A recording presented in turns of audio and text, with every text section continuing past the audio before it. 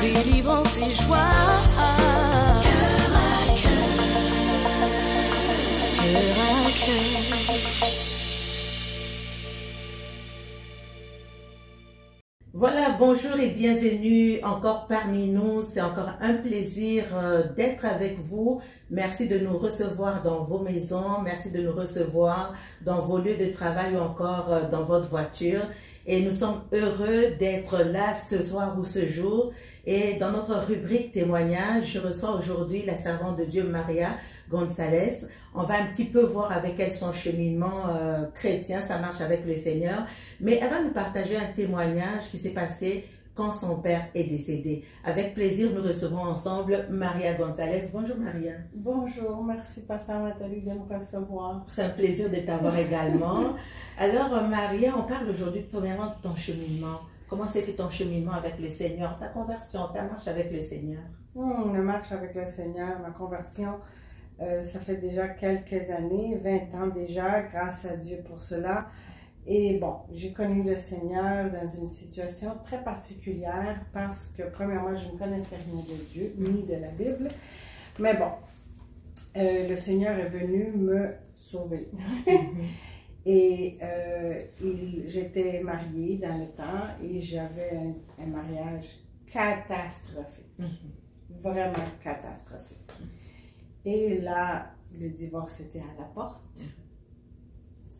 Au point, Nathalie, que j'avais fait les valises de mon mari. Et je lui avais dit, tu dois partir. C'est fini. C'est fini. Trouve-toi un logement, c'est fini. Et il partait mardi. Dimanche, on est allé à l'église, à une église qu'une amie nous avait invitée. Elle m'a dit, c'est une église, cherche une église, mais c'est pas une église commune. Tu étais chrétienne déjà ou tu Non, je ne connaissais pas le Seigneur. Moi, je connaissais l'église catholique et on allait à l'église catholique tous les dimanches. Alors, quand elle m'invite à l'église, elle me dit que cherche une église, mais c'est pas une église commune. Et moi, je me dis, bon, je comprends rien, mais c'est pas grave, on va à l'église. Et là, je connais le Seigneur. Pendant la louange, Nathalie, l'Esprit Saint vient et te touche. Ouais. Et je pleure, sans arrêt. J'ai aucune idée pourquoi. Et je me dis, c'est bizarre ça ici. Et c'est vraiment pas une église comme les autres églises. Je cherchais les saints et les vierges. Il n'y en avait pas. Il n'y avait même pas de Jésus. Il n'y avait rien. Alors je dis, bon, c'est bizarre. Mais bon, j'ai entendu la parole, j'ai entendu la prédication. Et le Seigneur vraiment est venu faire le miracle, est venu faire l'œuvre qu'il devait faire. Et il m'a cherché, il a déposé son amour dans moi. Et il m'a dit, je suis là pour te sauver, je suis là pour te donner la vie éternelle. Et ça, c'était ma conversion et mon cheminement, bien sûr, par après. Au début, je peux te dire vraiment que finalement, le divorce, finalement, comment ça s'est passé? Le divorce, finalement, ça s'est restauré. J'ai accepté le Seigneur cette journée. Il a accepté le Seigneur la même journée. Et 2 semaines après, parce qu'on était mariés civilement, 2 semaines après, on s'est mariés devant le Seigneur. Avec la bénédiction du Seigneur. Mais qu'est-ce qui s'est passé quand vous êtes arrivé à la maison après ce dimanche-là, parce que les valises étaient à la porte? Après ce dimanche, je peux te dire que au début, je n'étais pas certaine physiquement, dans le sens que, bon, moi, je venais de vivre quelque chose d'extraordinaire avec le Seigneur. Mais ça, c'était moi. C'était pour moi. C'était pas pour lui, c'était pour moi. Alors moi, au début, j'étais comme craintif. Est-ce que je voulais que lui reste? Parce que moi, ce que je voulais, ce que j'avais reçu de Dieu, c'était pour moi. C'était fantastique. Ça n'avait rien à voir avec lui. Mais le Seigneur a fait son travail en lui aussi. Et bien sûr que on a resté ensemble et on a travaillé ensemble, on a connu le Seigneur, notre cheminement était incroyable, des hauts et des bas, comme on a dit, mais c'est sûr que ça nous a permis d'avancer dans dans la Bible et le connaître. Mhm. Tout ça après, 10 ans après environ, que j'apprends vraiment à connaître mon Seigneur, que j'apprends vraiment à connaître un peu de lui. Mon père est tombé malade.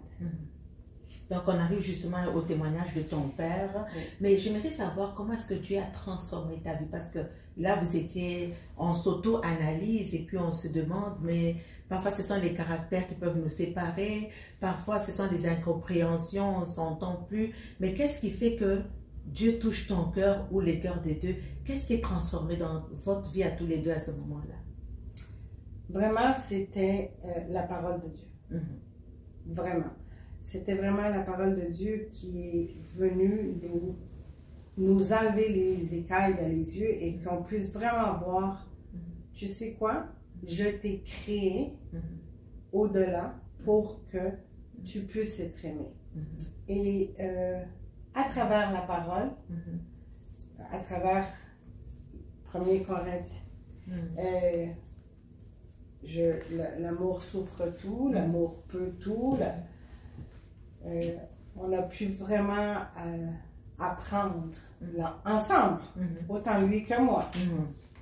Parce que c'est autant lui que moi. On a pu vraiment apprendre à aimer Dieu d'abord.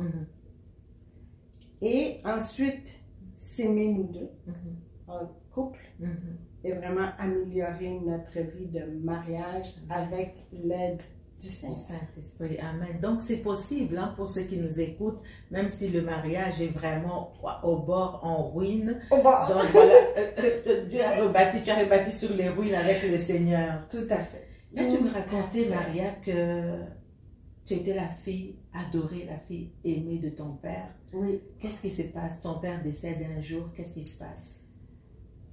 Je tombe en dépression. La dépression qui n'est pas censée d'être dans les chrétiens. C'est-à-dire? Oui. Oui. Parce que c'est un péché être dépressif. Alors, je me dis, ok, je me remets en question. Il y a quelque chose qui ne va pas. Parce que je ne pêche pas, je ne tue pas, je ne vole pas, je lis ma Bible. Comment puis-je être dépressif? Et vraiment, là, je suis très dépressif, fatigué physiquement, spirituellement, émotionnellement, de tous les sens. Et dépressif, ça c'est vraiment la question. C'est vraiment, je suis dépressif. Et en plus, j'ai un deuil, un grand deuil. Alors, le Seigneur, j'ai dit, Seigneur, c'est fini. C'est fini. Pour moi, c'est fini.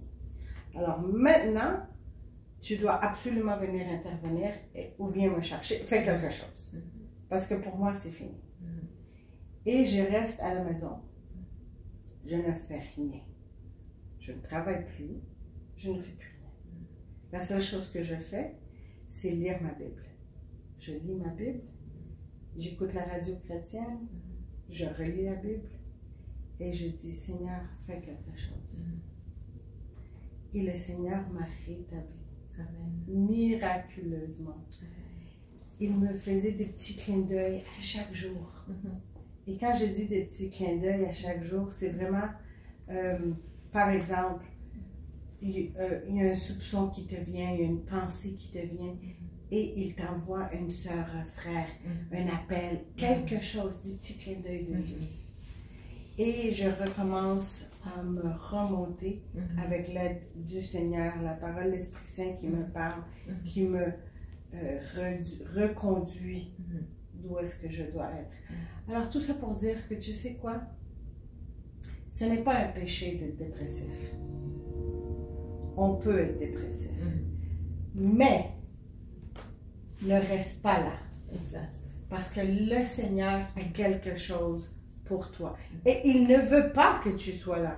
Parce qu'il est venu pour nous donner la vie et la vie en abondance. Alors, c'est pas un péché d'être dans une situation. Ce qui serait plutôt un péché, c'est de ne pas lui demander de t'aider. Tu sais, Maria, il y a un de mes collègues qui était en dépression Et là, à un même moment, il y a une de mes collègues qui s'était foulée la jambe. Celle qui s'est foulée la jambe est allée tout de suite, on voyait que la jambe était brisée. C'était évident qu'elle était malade. Donc, elle pouvait avoir une raison, tout le monde savait qu'elle était malade. Mais la dépression, ça ne se voit pas toujours physiquement. Donc, les gens vont tendance à douter ou à remettre en question quand quelqu'un se dit qu'il a un mal-être, qu'il ne se sent pas trop bien. Et pourtant, c'est quelque chose, c'est pas un péché, c'est quelque chose qui se passe.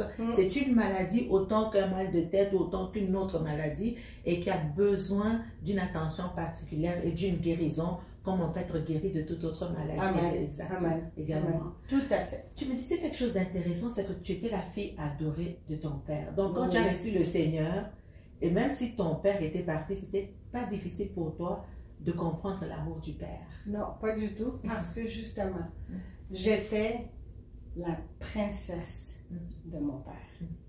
Nathalie, tout ce que je voulais terrestrement, je disais, papa, je veux une poupée. Non, j'en veux deux.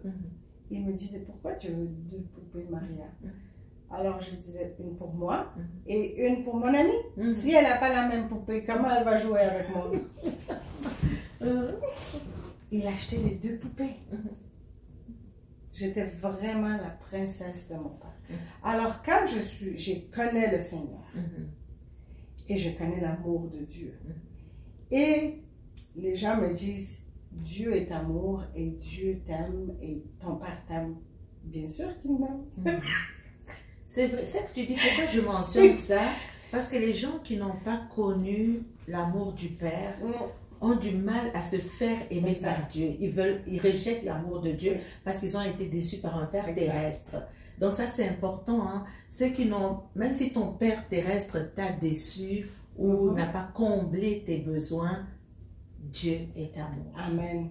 Et c'est intéressant que tu mentionnes ça parce que j'ai une sœur que quand j'ai témoigné ceci à l'église, elle m'a dit, waouh, maintenant je comprends pourquoi tu parles de Dieu comme ça, pourquoi tu as ce feu comme ça. Parce que moi, je n'ai pas vécu ça. Alors moi, c'est difficile pour moi de recevoir l'amour de Dieu. Alors, je peux comprendre cette situation, mais Dieu est amour pour tout le monde. Exactement. Et il veut vraiment que chacun, chacune entre nous reçoive son amour. Parce qu'il veut vraiment se manifester à travers nous. Parce que nous, on est ses outils.